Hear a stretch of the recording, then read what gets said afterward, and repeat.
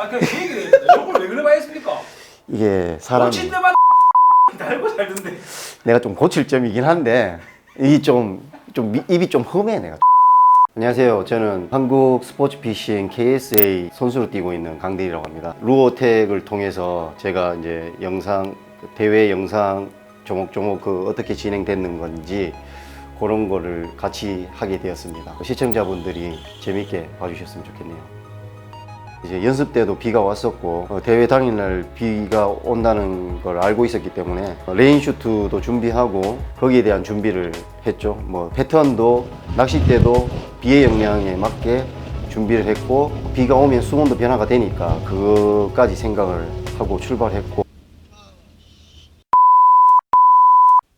첫 번째 포인트를 좀 멀리 잡았어요. 4월이라는 곳이었는데 이제 배를 타고 한 20분 가량 달렸던 것 같아요. 첫 번째 포인트에 도착을 하니까 시작도 안 했는데 약간 진이 빠지기 시작하더라고요. 그래서 전날 연습했던 위치에 베스들을 탐색하기 위해서 스피너 베이트를 꺼냈습니다. 그리고 나서 브로시 사이사이를 쳐봤고요. 전날 그런 데서 입질을 사실 받기는 받았어요. 사실 받긴 받았지만 스피너 베이트로 얘들이 아직 그 자리에 있는가 먼저 탐색을 했고 하니까 이제 별 반응이 없더라고요. 스피너 베이트에서 웜으로 오래 보여줄 수 있는 채비를 어제와 연습했던 것처럼 똑같이 웜을 사용해서 시작했죠. 비의 영향으로 애들이 활성도가 좀 더 좋아졌다는 판단을 가졌고, 그리고 이제 펀칭 채비로 오랫동안 있을 필요는 없습니다. 펀칭을 피칭으로 놓고 한두 번 액션에 없으면 그 자리는 없다고 판단을 빨리 내리고 빠르게 탐색할 수 있는 그런 플레인을 짰어요. 그래서 빠르게 나무마다 확인했죠. 주로 이 볼륨감 있게 하기 위해서 싱커, 그러니까 타잉이 되어 있는 싱커, 러버 지그처럼 타잉을 할 수 있는 싱커를 이미 다 준비를 했어요. 예전부터 오래 사용했었고요. 그리고 훅도 좀 크고 4제로 정도, 그리고 웜도 발이 좀 화려할 수 있는 그런 가제홈이라든지 그런 걸 사용하면 좀 유리하죠. 그래서 거의 다 고기가 있다고 생각을 하면 폴링의 반응이 거의 80% 이상입니다. 그래서 굳이 피칭을 해서 2번, 3번 있겠다, 4번, 5번 이거는 오히려 안 맞는 것 같고 2번, 3번에 없으면 그냥 빼고 넣고 빼고 하죠.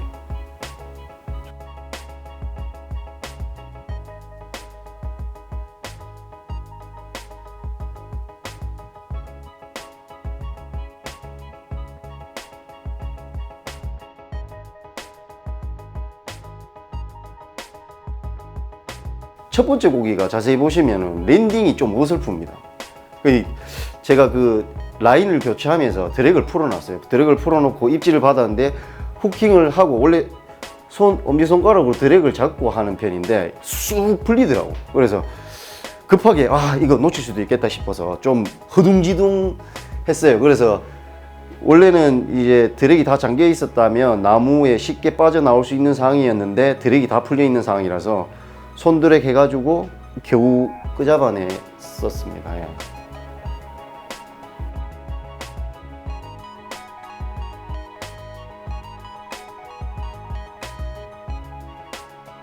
펀칭을 하다 보면 숏바이트도 많이 나요. 왜냐하면 폴링 속도가 사실 이제 피칭을 해가지고 나무에 걸쳐져 있는 웜을 그냥 그대로 내리지는 않거든요. 조정을 좀 해서 썬바를 엄지손가락으로 눌렀다 뗐다, 이제 폴링할 때 눌렀다 뗐다, 눌렀다 뗐다 이런 식으로 합니다. 왜냐하면 떠 있는 고기부터 밑에 있는 고기까지 다 탐색을 하기 위해서 폴링 때 거의 80%를 문다고 얘기했죠. 폴링 할 때 썬바를 몇 번 누르는 예전부터 그렇게 했기 때문에 폴링 할 때 무는 경우가 많아서 그 타이밍이 오히려 안 맞으면 숏바이트 나는 경우가 많습니다. 그리고 베스가 확 물지 않는 경우, 예민한 친구들, 요럴 때는 숏바이트가 많이 나고 랜딩할 때도 확률적으로 많이 떨어지는 게 펀칭 낚시긴 해요.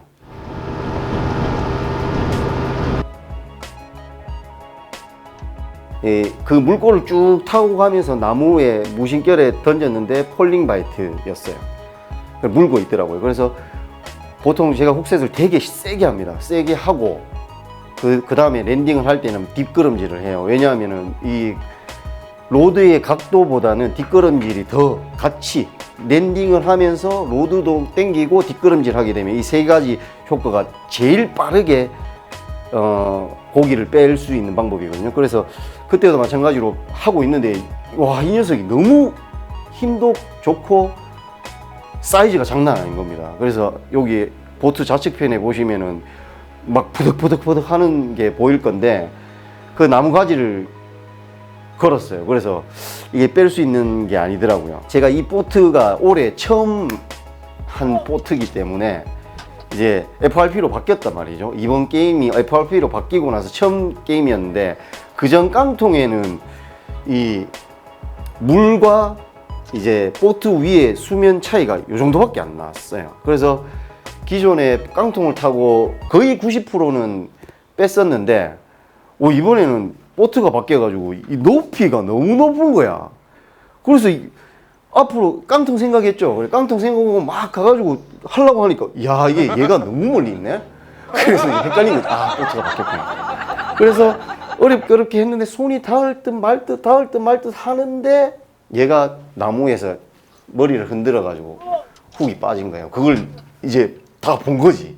다 보고 안 되는데 하고는 두 손으로 고기를 딱 잡는데 놓치고 나서도 아쉬움도 있었지. 물론 있었겠지만 자신이 있었어. 아, 5마리 충분히 잡을 수 있다. 그리고 이 중량 자체가 일반 낚시하고는 좀 틀리다라는 자신감은 있었어.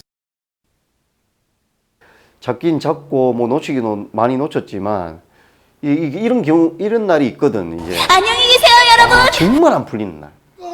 제가 펀칭을 정말 좋아하고 오랫동안 해왔는데 거의 90% 이상은 입질을 받으면 랜딩하고 뭐 이렇게 했는데 그날은 거의 반틈이 고기가 어떻게 뭐 안 풀리더라고.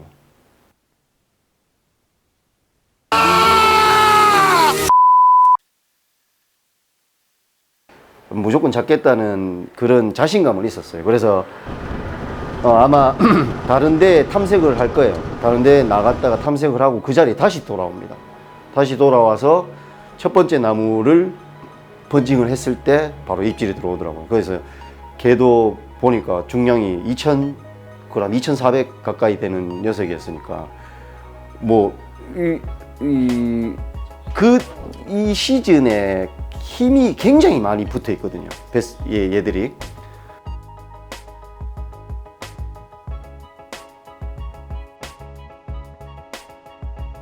자신은 있었어. 이 온리 한 채비로만 했었어요. 4분의 3 텅스텐 싱커예요. 이제 타잉을 할 수 있는 믹스센스 싱커고 스트레이트 후계, 사제로 후계, 바카크로우. 예, 날개가 발 2개가 되게 화려합니다. 그래서 폴링 바이트를 유도할 수 있는 가장 좋은 웜이라고 생각하고 그 웜 자체가 튜브형이라서 훅센력이 굉장히 좋습니다. 그래서 속이 비어 있죠. 속이 비어 있고 훅을 끝을 살짝만 꼽아놔도 이제 베스가 설물든가 뭐 예민하게 물더라도 훅센력이 가장 좋은 이때까지 써본 웜 중에 바카크로가 제일 좋았던 것 같아요. 브로시, 그러니까 펀칭을 할 때 굳이 나무만 공략하진 않아요. 3번째 입질 받았던 녀석은 브로시가 많은 구간에 가볍게 피칭을 했는데 이제 입질이 들어왔어요. 근데 제가 너무 급했던 것 같아요.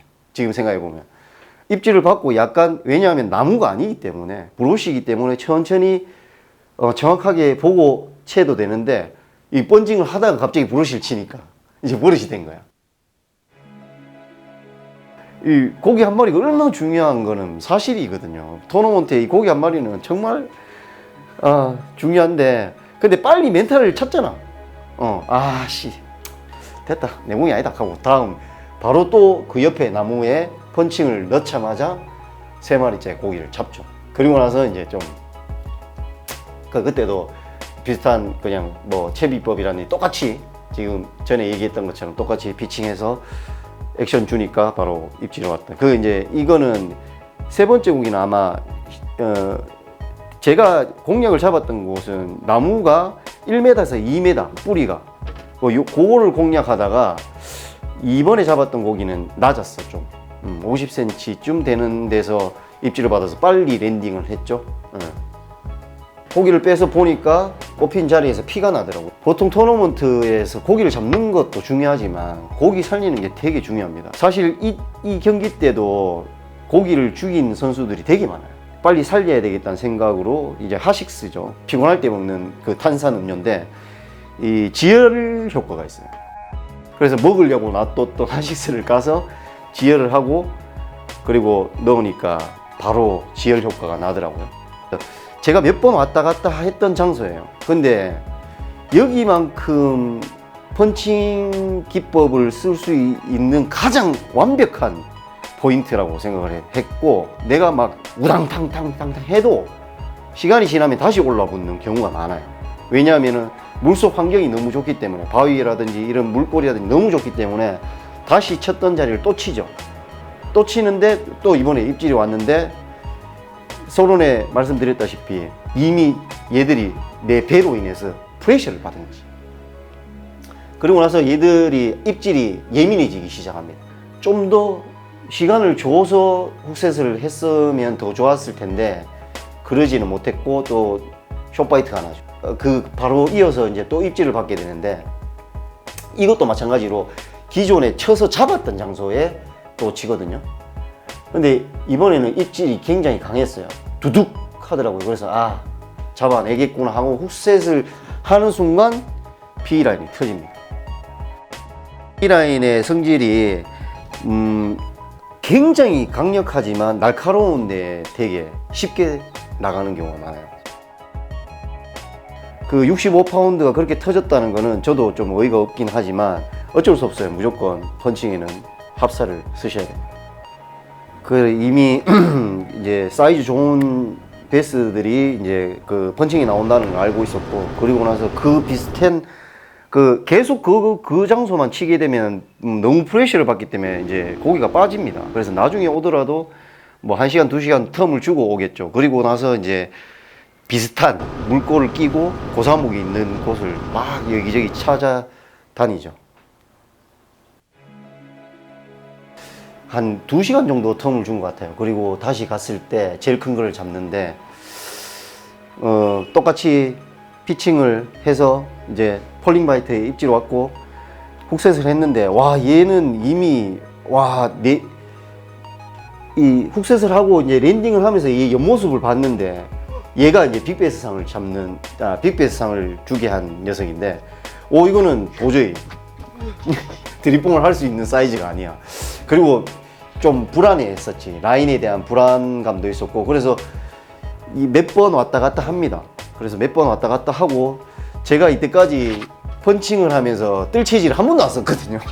뜰채를 꺼냅니다. 뜰채를 꺼내서 잡는데 이 녀석이 이제 빅베스 상을 주게 했었죠. 2,450인가 그랬었습니다. 한 마리면 더 잡으면 되는데 기존에 놓쳤던 녀석들이 계속 머릿속에 막 나오는 거야. 와, 그 녀석만 있었으면 이미 끝났다. 와, 너무 아까운 거예요. 그래서 그 미련도 남으면서 한 마리만 더 잡자, 한 마리만 더 잡자 했지만 시간도 이미 얼마 없었고, 그래서 다른 꼴창도 찾고 여기저기 하다가 어쩔 수 없다. 네 마리가 다 내 이제 고기인 것 같다. 그 기존에 놓쳤던 거 너무 미련 가지지 말자 하고는 들어갑니다. 개측을 하고. 개측을 하러 들어가가지고 보니까 4등을 했죠. 4마리 8,400이라는 너무 아쉬운 그람수로. 그러니까 짜치 한 마리만 잡아도 이거는 1등이었어. 그 뭐 원래 토너먼트라는 게 다 사인이 있어요. 이 펀칭 낚시를 제가 낙동강에서 예전에 박무석 프로님한테 배웠었어요. 10몇 년 전이었죠. 펀칭 낚시라는 게 굉장히 위력이 있어요. 그 확률이 떨어지는 낚시이긴 하지만 숨어있는 베스를 반사적으로 펀칭을 하게 되면 이 자기 눈앞에 오는 거예요. 웜이 오면서 얘가 먹겠다는 의지보다는 반사적으로 때립니다. 그거를 이용한 게 아마 펀칭 낚시의 가장 기초고, 그리고 가장 강력한 반사적인 입질을 유도시키는. 그리고 이제 제가 사용했던 로드도 말씀드리고 싶은데요. 기가니즘에서 나오는 UHC X 헤비비트예요. 가볍고 피로도가 펀칭 낚시의 영상을 담아서 모르시는 분들한테 루어텍을 통해서 많은 시청자분들이 보고 좀 약간의 도움이라도 되었으면 하는 바람으로 오늘 촬영에 임했습니다. 또 다른 또 좋은 기회가 있다면 루어텍을 통해서 토너먼트 형성이 됐든 뭐 어떤 특정 기법에 대한 낚시를 루어텍을 통해서 또 보여드릴 수 있도록 열심히 낚시를 해서 좋은 영상 만들어 보겠습니다. 감사합니다. 이 4마리로 8,400인가 그렇게 했으니까 한 마리 있었으면 뭐 볼 필요도 없었죠. 1등이었지. 10,000g 넘었지. 그래 한참 엎드려가지고